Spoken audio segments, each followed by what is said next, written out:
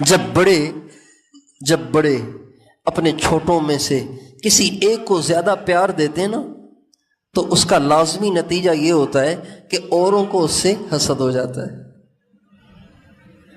حالانکہ نہیں ہونا چاہیے۔ اس لیے کہ یہ تو سب اللہ کا معاملہ ہے۔ یوسف علیہ السلام کے ساتھ بھی ایسا ہی ہوا۔ 12 بھائی تھے، سب سے زیادہ پیار یعقوب علیہ السلام کو حضرت یوسف سے تھا، 11 جلتے تھے،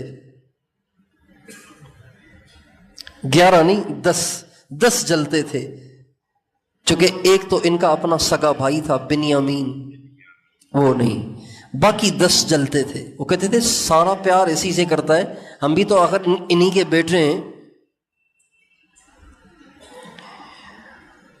حاسد جو ہوتا ہے نا، حاسد اندھا ہوتا ہے۔ حاسد کیا ہوتا ہے؟ سب بتاؤ، حاسد کیا ہوتا ہے؟ اندھا ہوتا ہے۔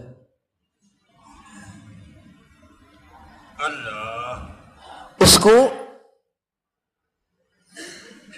اپنے سے آگے نکل جانے والے کی کوالٹی نظر نہیں آتی، اس لیے اعتراض پیدا ہوتا ہے، کہتا ہے یہ بھی تو میرے جیسا ہے۔ بھئی آپ جیسا کیسے ہے؟ اگر آپ جیسا ہوتا تو حالات بھی آپ جیسے ہوتے۔ آخر اللہ نے اس کو آپ سے آگے بڑھایا ہے تو کوئی بات تو ہے نا، تو آپ اللہ سے زیادہ سمجھدار ہیں، آپ اللہ سے زیادہ سمجھدار ہیں۔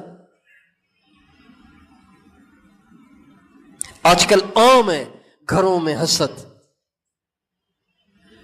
گھروں میں عام حسد ہے، اور یہ عورتوں میں تو اتنا حسد ہے کہ توبہ۔ کسی کی بیٹی کا اچھی جگہ رشتہ ہو جائے، کسی نیک گھرانے میں، کسی اچھی فیملی میں رشتہ ہو جائے تو آس پاس کی ساری عورتیں جل بھن جاتی ہیں، اور پھر پتہ کیا کرتی ہیں؟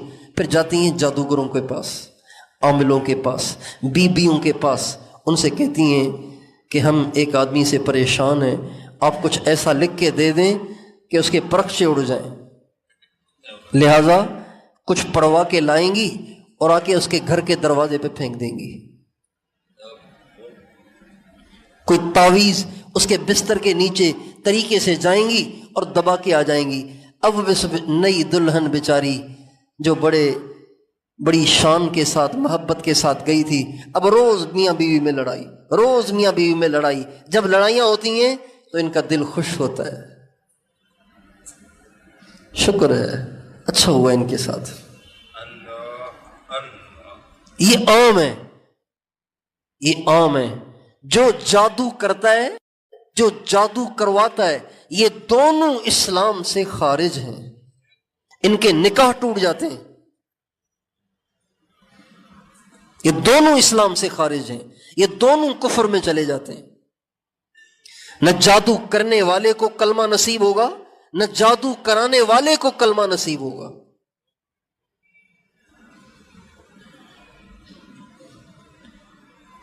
جادو کرنے والے کو کلمہ نصیب نہیں ہوگا، جادو کرانے والے کو بھی کلمہ نصیب نہیں ہوگا۔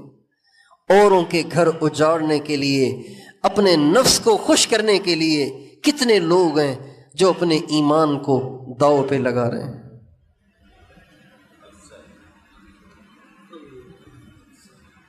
بھئی اللہ نے ان کو خوشی دی ہے، آپ بھی اللہ سے دعا کریں اللہ مجھے بھی دے دے، ان سے جلنے کی کیا ضرورت ہے؟ اور نبی فرماتے ہیں حسد نہ کرنا، حسد نہ کرنا، وَإِيَّاكُمْ وَالْحَسَدْ، حسد سے بچو، حسد سے دور رہنا، اس لیے کہ حسد نیکیوں کو ایسے صاف کر دیتا ہے جیسے اس طرح سر سے بالوں کو صاف کر دیتا ہے۔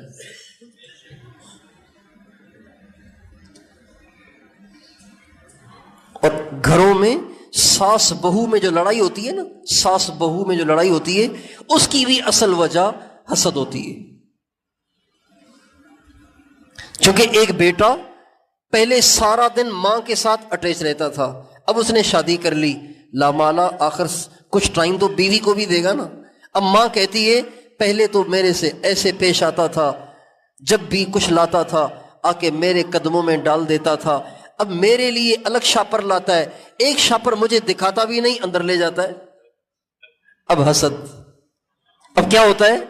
اب خاوند تو چلا گیا دفتر، خاوند تو چلا گیا دکان پہ، خاوند تو چلا گیا مزدوری کے لیے، جب واپس آیا تو آ کے بیٹھ جائے گی اور کہے گی تیری بیوی میں تو سمجھی تھی بڑی نیک ہے، اور ہم تو اس کو عالمہ سمجھ کے لائے تھے، ہم تو اس کو فاضلہ سمجھ کے لائے تھے، ہم تو اس کو حافظہ سمجھ کے لائے تھے، ہم تو اس کو بڑی اللہ والی سمجھ کے لائے تھے، یہ تو بڑی نکمی نکلی، بڑی نکھٹو نکلی، یہ سارے برتن میں نے دھوئے، اس نے ہاتھ نہیں لگایا، اور وہ بیٹھی ہوئی ہے اندر، اس کو پتہ ہی نہیں ہے۔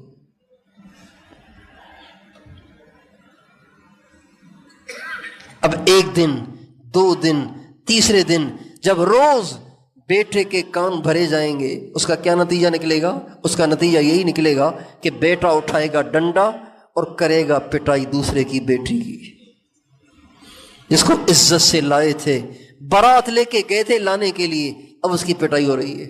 کیوں؟ حسد۔ یا پھر کیا ہوتا ہے؟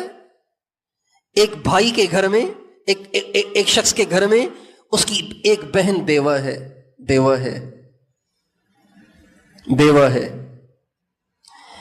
اب اس کا خرچہ بھی اس نے اٹھانا ہے، اس کے بچوں کے لیے بھی سامان اسی نے لانا ہے۔ اب بیوی سوچتی ہے خاوند میرا اپنا سب کچھ چھوڑ چھاڑ کے آئی میں اس کے لیے، اور یہ اس کو بھی دیتا ہے، بھائی اس کو کیوں دیتا ہے؟ اب بیوی کے دل میں اپنی نند کے لیے حسد پیدا ہو رہا ہے، لہذا آئے دن کوئی نہ کوئی کیس بناتی رہتی ہیں اس بات کے لیے کہ یہ اپنی بہن سے لا تعلق ہو کر بس بیوی کا ہو کے رہ جائے، سارے رشتے توڑ دے، بس صرف میرا ہی ہو جائے۔ بیوی کہتی ہے جیسے میں نے سب کچھ چھوڑ دیا تو بھی سب کچھ چھوڑ۔ ان سب کے پیچھے حسد ہے۔